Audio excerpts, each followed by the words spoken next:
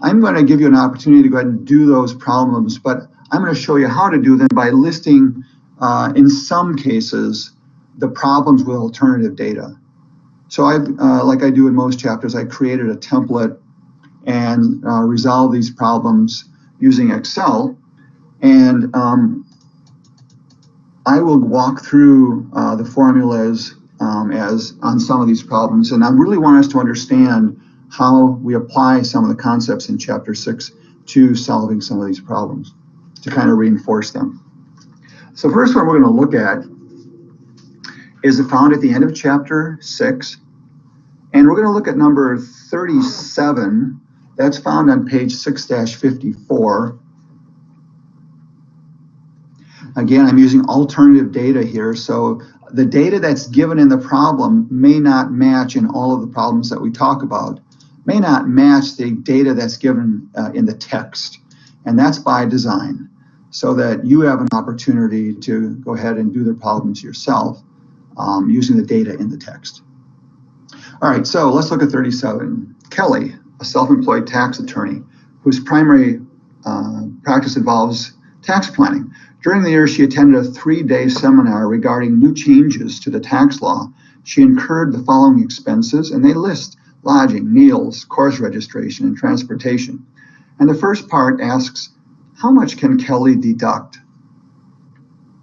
Well, I've changed, again, some of the numbers a little bit, but the principles remain the same. So we look at the entertainment, we look at these expenses, the following expenses here, and I'm just going to list these just as expenses. All right, so we have the cab fare to and from the restaurant. My value is $350. That is fully deductible because that's a transportation cost. A gratuity at the restaurant. Here, this is a meal-related business expense. So it's subject to the 50% limitation. So we'll only be able to deduct half of the 600 using my data. Meals, that too is part of the, since that's a part of the meal expense, is cut in half for deduction purposes. Covered charges, that is subject to an entertainment limitation of 50%. So we'll only get 125 of that. And then the holiday party. This is an interesting, generally holiday parties, and I did list here an excerpt from the IRS website saying that generally this is a cost incurred not for the benefit of a customer, but rather for employees. And as such, it's considered a type of compensation. And so compensation paid to employees is fully deductible as long as they're not lavish and extravagant.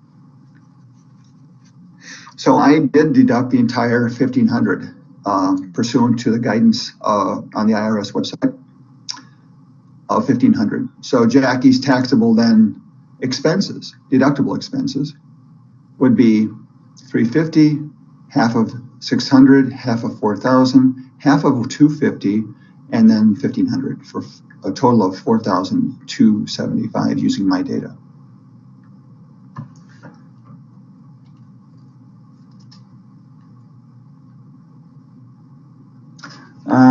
Let's see, what's another? Let's do number 39 next. Number 39 is found in the middle of page 6-55.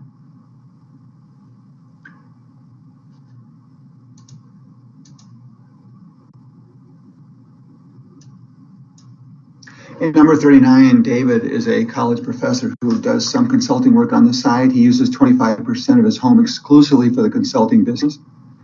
He is single, 63. His AGI without consideration of his consulting income is $45,000. And then they list other information such as first his income from the consulting business, then the expenses relating to the home that he incurred to support the business. A couple of things to look at here. First of all, I changed the AGI for this problem to $50,000. 25% of the home is used for his consulting business. So the value I'm using is $4,000 for the income. and that is the same as in the text as it happens. And then we have these consulting expenses. These are the direct expenses. So these are the expenses that are fully deductible and could create a loss in the event they exceeded the income from the consulting business, because they're directly related to the conduct of the business, as I said. However, other expenses that are kind of shared between the personal use and the business use, these, as we said earlier, cannot create a loss.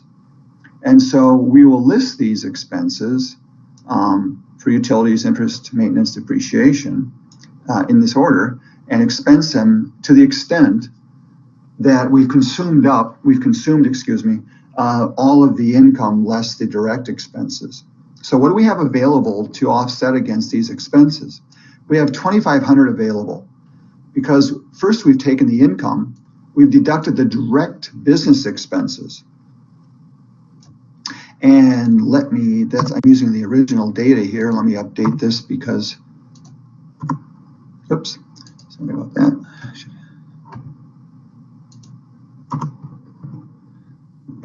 So we have $2,500 available to offset against these shared expenses between personal and business use. Now remember, these expenses cannot create a loss. So in this case, given this is really the key formula here in this cell, what I did is I just created a logical function formula that says, all right, yes, we could deduct these expenses against this $2,500 net income, but only to the extent of the $2,500. So you can see that these business expenses far exceed this $2,500. So business income costs relating to the home, which are these, are limited to $2,500. Therefore, the business income we're going to report is zero. 4,000 minus 1,500 minus 2,500, which is all that's left. So we can't use all of these expenses, only 2,500, because these cannot create a loss. This expense could have created a loss, as we said. These shared expenses with the homes may not. Therefore, we can only use $2,500 of these expenses, and that results in a zero business income for this consulting business. So his AGI remains at 50,000.